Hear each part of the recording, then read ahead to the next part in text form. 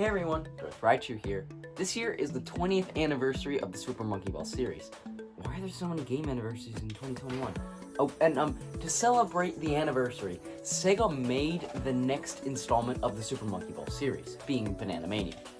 Being a fan of the Super Monkey Ball series, I knew I had to snatch this up the second it was announced. In fact, I was so excited for this that I did a countdown the week before the game came out over my Twitter. And to show off even more of how excited I was for this game, here is my reaction. Super Monkey Ball! Super Monkey Ball! Let's go! I have no idea what that is, but okay. Yeah, as you can see, I was really excited for this game. It was a brand new Super Monkey Ball game, and seeing what it was claiming to do was really cool. The past few Super Monkey Ball games didn't hit the mark with the gameplay that Super Monkey Ball is known for, so this game set out to completely remake the Super Monkey Ball 1 and 2 levels, and I really think it accomplished its goal. Despite not feeling exactly like the original games control-wise, the controls in this game are nice and responsive. The ball moves where and when you want it to, and pretty much every time I fell off the stage, which was a lot, I didn't feel like I was cheated. I understood that it was my error, and so it was easy to go ahead and try again. Speaking of trying again, it's so easy to get back into a level and try again. After you die, it only takes about 5 seconds to retry the level, even less sometimes. It helps you to continue to stay motivated and just try again one more time. The level designs, while being remakes of older level designs, are still really fun to go through, and even after all this time are still a breath of fresh air compared to what we've gotten recently in the Monkey Ball series. Super Monkey Ball Step and Roll. I enjoyed pretty much every level that I played in this game. One thing that might not be for everyone, though, is the difficulty. The difficulty spike in this game is unprecedented. It pretty much just comes out of nowhere, and there's not much you can do about it.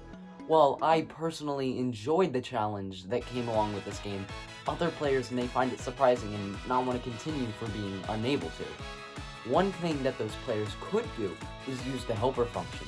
The helper function in this game basically boils down to two things. You get an extra time extension up to an additional 60 seconds overall, being 120 seconds to complete the stage.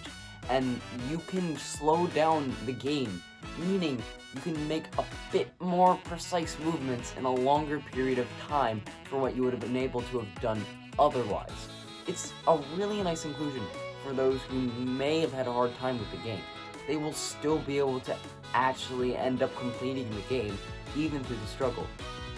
Another thing that I personally didn't really use, but that I'm glad is here, is the ability to completely skip a stage without beating it.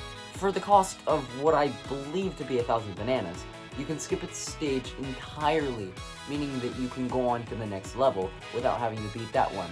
This would be useful in the case of if you had to complete a level but were having a really hard time, or just weren't enjoying yourself and were just wanting to get on and do the next stage. Once again, it's a really nice thing for the devs to include. Once again, another difficulty change is the removal of lives. Some people weren't all that happy about them removing lives from this game, but I personally was all for it. I felt like having lives in the game just put a strain on the player to complete it within the amount of lives they have left. Since lives are gone, bananas now have a new use. You can now use bananas to buy things from the point shop. A few things you can buy being customizable hats, shirts, shoes, customizable balls, being able to unlock special frames for the brand new photo mode, being able to unlock entirely new game modes to play through, and unlocking the jump button brought back from Super Monkey Ball Banana Blitz. Some of the characters they brought back were really cool. They brought back Jam from the 3DS game and Jet from Step and Roll. Plus, Kazuma from the Yakuza series of all games, Sonic and Tails, and even Beat from Jet Set Radio. I really enjoyed the addition of the shop because it kept me wanting to play more and more in order to unlock all the items in the game. I also really liked the extra versions of the characters already owned in the game. There was also DLC for the game where you could place the cat thing from that Persona game, Hello Kitty, and a weird worm thing. Plus, you could play as the old models of the Super Monkey Ball characters, and even a Sega Game Gear, a Sega Dreamcast, and a Sega Saturn, which is just the most absurd thing to ever exist. Speaking of absurd, what did they do to Monkey Target? Monkey Target is a lot off. The controls aren't how they were in the original games. While it does control fine, it's just... Once it was the best party game in the series, and now it's probably the worst in Banana Mania. The other party games included are, however, excellent. Included in this game is Monkey Race, Monkey Fight, Monkey Billiards, Monkey Bowling, Monkey Golf, Monkey Boat Steering, Monkey Shot, Monkey Dogfight, Monkey Soccer, Monkey Baseball, and finally Monkey Tennis. And I can say without a doubt that all of these party games are a blast to play through. There isn't one that I did not at least enjoy myself a little bit in. These are an excellent addition to an already great game. Monkey Tennis is the best though. Remember that. Another thing included in this game is the online rankings. Here you can upload your fastest times for each level to the internet and share your times with your friends.